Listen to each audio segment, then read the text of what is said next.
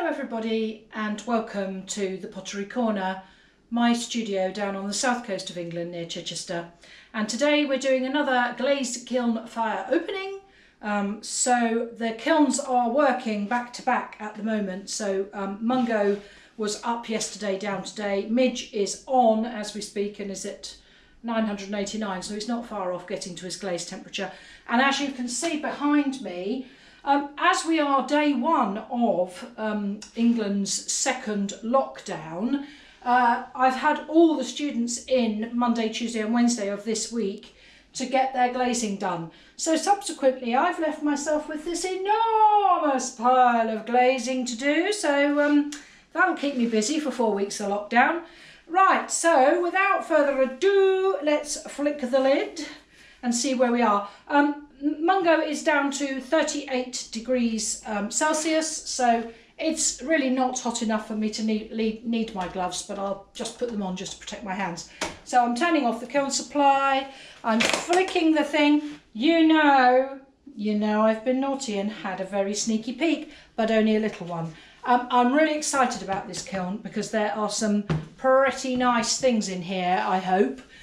So we shall see, and my students I'm sure will be watching avidly to see what comes out. So here we go, this is first kiln. And I'm going to start with actually, I think, what is the only piece that I have in the kiln of my own work. So this is the latest design of Wonky pot. So you've seen, if you've seen my videos before, you'll know that I make wonky pots. I like wonky pots. They have personality. They kind of speak to you. It is a little bit warm, but it's not as warm as your dinner plate would be in the oven. So this is a hand-built wonky pot. Inside it's Amaco's Rainforest, and on the bottom it's Amaco's Rainforest.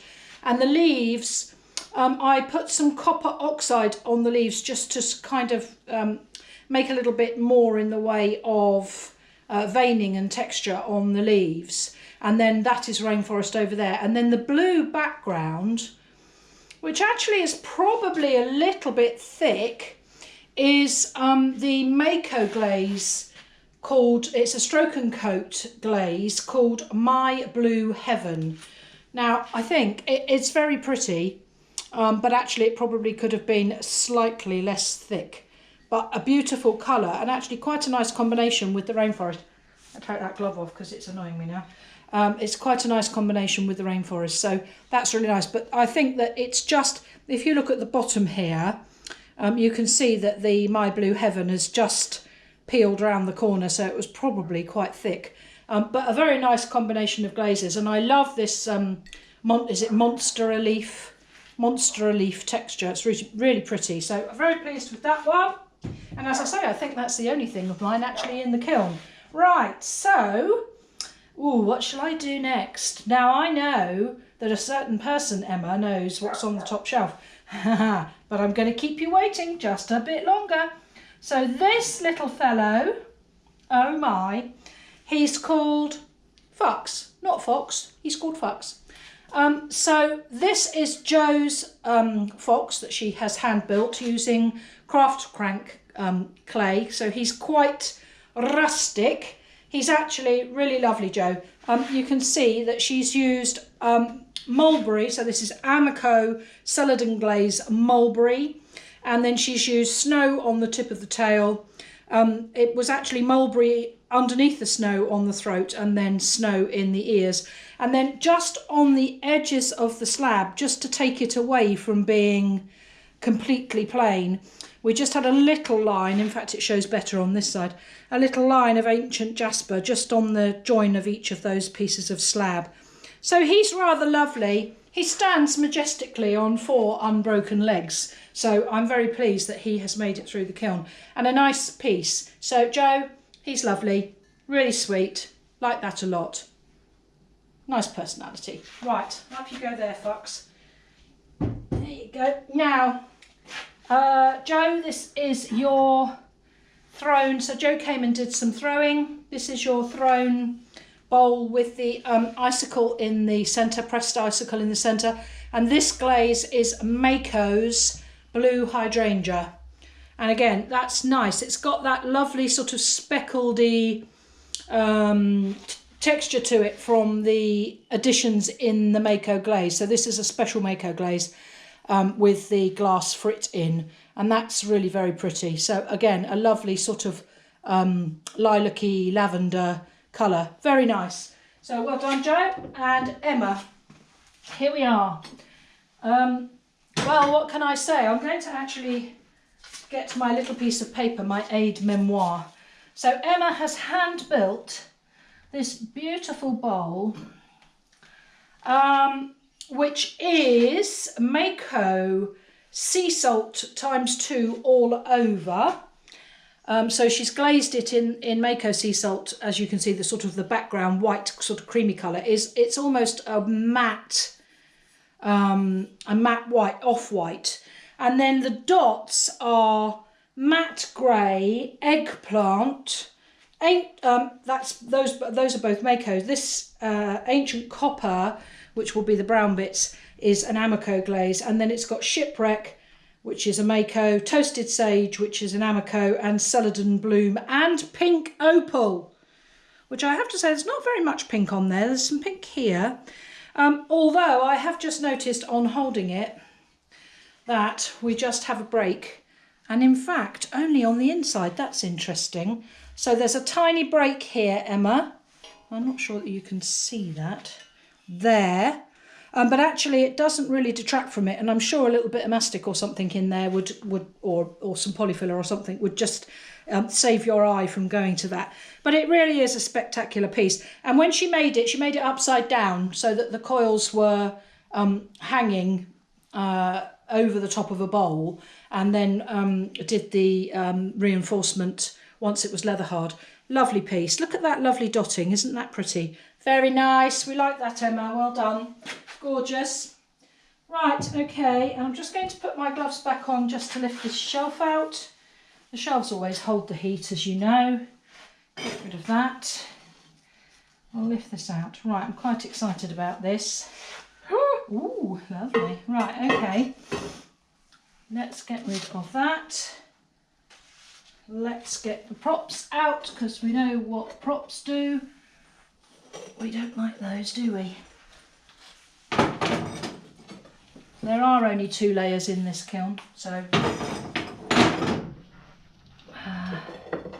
just take those out so that they're out of the way. Right, this is Louise's hand-built seed head sculptural piece to go in the garden.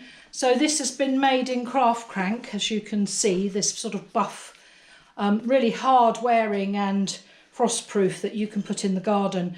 And that has been glazed with Amaco Snapdragon. Again, I'm just going to take my glove off. So a really lovely piece, a lovely shape, and on the top here with the cutout, it's very nice. The application of the glaze is very good, nice and even. So that's that one, Louise. You have your big piece, which is not yet through. As I say, I've got probably about 7, I think, maybe even 8, looking at what's on the shelf. Keely made a little test tile with just some underglazes on. So she was having a little play with underglazes, and upstairs we have underglazed pastels, which you can add water to and almost use it like a watercolour. So she's having a little play with that. These are 2 of Emma's samples. Emma, that one is number 20. I don't know what that is, but you will know. And that is number 21. So test tiles, probably Mayco glazes. Now this is really interesting. I don't know what Amaco do with their glazes. This is Amaco's Flambe. Now I did a test tile in the previous kiln opening video, which had 3 coats of Flambe, because on the bottle it says 3 to 4 coats. And I thought, that's quite a lot, and you're not allowed to thin it because it's a very, very thick glaze. So anyway, I did 3 coats of it. It didn't come out the colour it was supposed to, so I thought maybe the glaze wasn't thick enough. Well, blow me down if it hasn't come out practically clear. So clearly the glaze was too thick. So now I shall be doing a Amaco flambe with just 2 coats. So we'll see what happens with that. Sometimes you have to play with these glazes. And sometimes they just don't come out true. It just drives you mad when you look at what it says on the bottle and on the, you know, on the lovely Amaco website. And then when you get it home, it doesn't look anything like it. Right, Sarah, stop yabbering and get on. Now, Joe, this is your candle holder. So this is, again, craft crank. And Joe, it's really, really thin. I mean, it really is thin, but you can hear it's ringing nicely, so it's fine. So she's going to put a candle on the centre in here. So this is craft crank with red iron oxide. So that's red iron oxide on there. There's no glaze, that's just an oxide. And actually, on your table in the garden on the patio, with a nice candle in the middle, be really nice, lovely. So that's pretty good. Carolyn, I know, has been waiting with bated breath, and so she should, because this is just beautiful. Right, come on, little fellow, out you come. So this is, Carolyn likes to make round things. Well, why not? If you're into round things, it's fine. This is a craft crank sphere.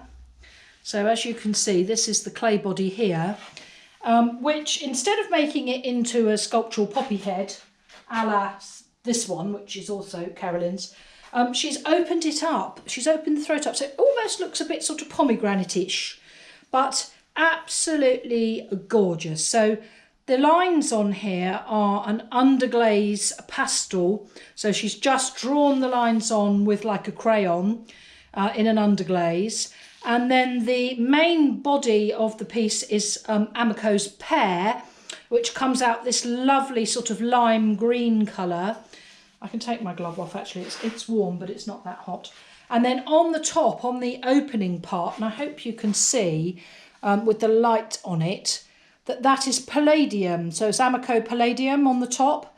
And where the palladium has crawled through into the pear, you get this lovely sort of reaction going on. So it's really lovely.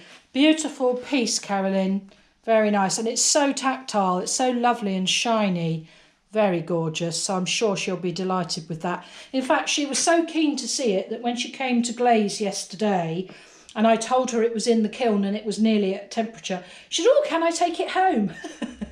Oh, no, darling, I'm so sorry. It's 24 hours to cool the kiln. So, Carolyn, there you are. Your excitement was well done, because that's a lovely piece. And I know that you'll be making more of those, and there are new ones to come out, which you're going to make a set. So we shall see some more of those. Right, Joe. This is Joe's, again, she threw it in the throwing course, and she has put on, in lettering, a song in South African, because